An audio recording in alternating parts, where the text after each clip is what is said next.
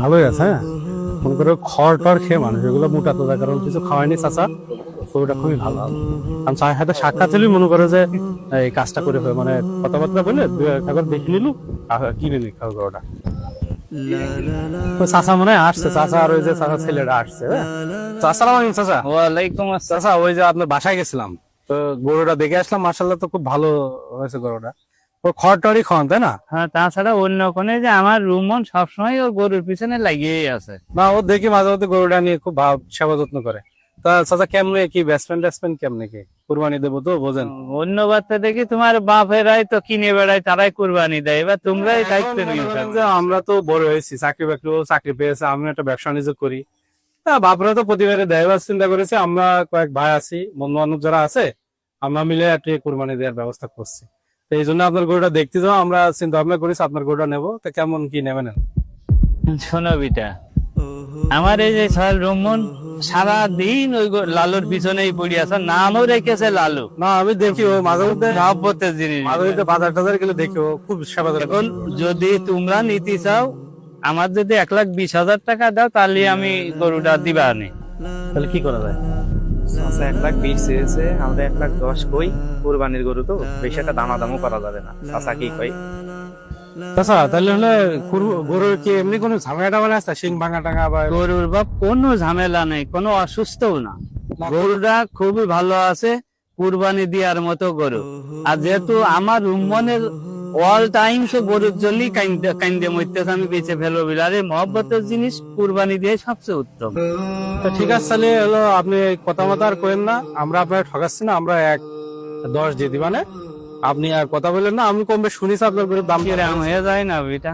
সমস্যা নেই, আমার মনে হয় যে ঠিকই হবে না। আচ্ছা যাও, দিলাম তোমাকে। তাহলে কিছু টাকা অ্যাডভান্স করে দেন।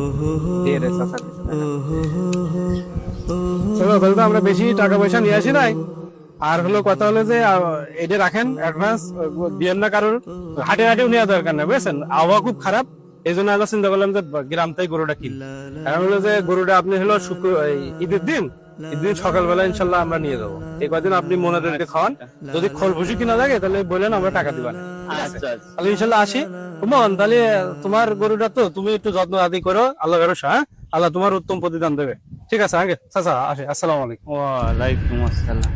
গরু বেঁচে দিবা, ঠিক আছে, সেজন্য ওরা তো নিয়ে দেব কোরবানি দেব। বাচ্চা এটা দেখে সহ্য হবে না।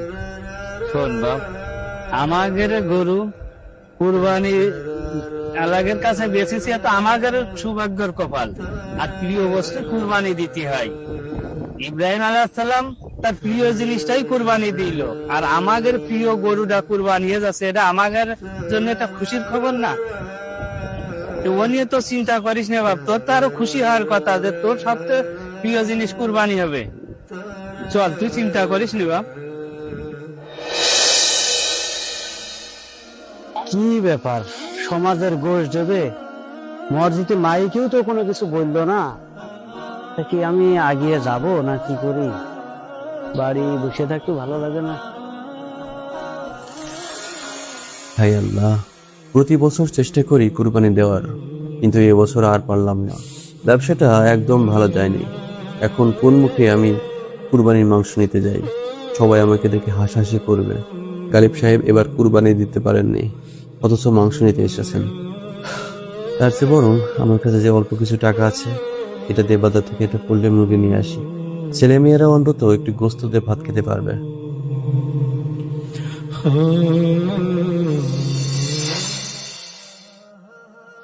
আসসালামু আলাইকুম। ওয়ালাইকুম আসসালাম। ওই যে ওর গোষ্ঠটা দিয়ে দাও। এখন কি বাড়ি বাড়ি দিয়ে? না, আসলে ইসলামের নিয়মই তো এটা, হলে বাড়ি বাড়ি পৌঁছে দিয়া। আমি আমাদের নিয়ম করে ফেলেছে, হলে সমাজে যে যেতে। ঠিক আছে, যাও তাহলে। আসসালামু আলাইকুম চাচা, কোন যাচ্ছেন? ওয়ালাইকুম আসসালাম বাবা, এই তো বাজারের দিকে যাচ্ছি। চাচার মাংসটা দাও। কিসের মাংস বাবা? এর কুরবানির মাংস এবার আমরা ইনশাল্লাহ বাড়ি বাড়ি পৌঁছাই দিচ্ছি। আমরা সবার বাসায় বাসায় ইনশাল্লাহ পৌঁছাই দিচ্ছি। ইসলামের দৃষ্টিতে তো আসলে এটাই ঠিক। আমরা জানি যে আপনি প্রতিবারই কুরবানি দেন, এবার দিতে পারেন না। ভালো দেশে লাইনে দাঁড়ানো এটা আসলে ইসলামের দৃষ্টিতে ঠিক না। তো এখন আমরা বাসায় বাসায় পৌঁছে দেওয়ার চেষ্টা করছি ইনশাল্লাহ। যাক বাবা, তোমরা যে সিদ্ধান্তটা নিয়েছো এটা আসলে আমাদের সমাজের জন্য কল্যাণকর। আল্লাহ তোমাদের নেক হায়াত দান করুন। ঠিক আছে, ইনশাল্লাহ তাহলে আসে চাচা। আসসালামু আলাইকুম। হে আল্লাহ, আপনি উত্তম পরিকল্পনাকারী।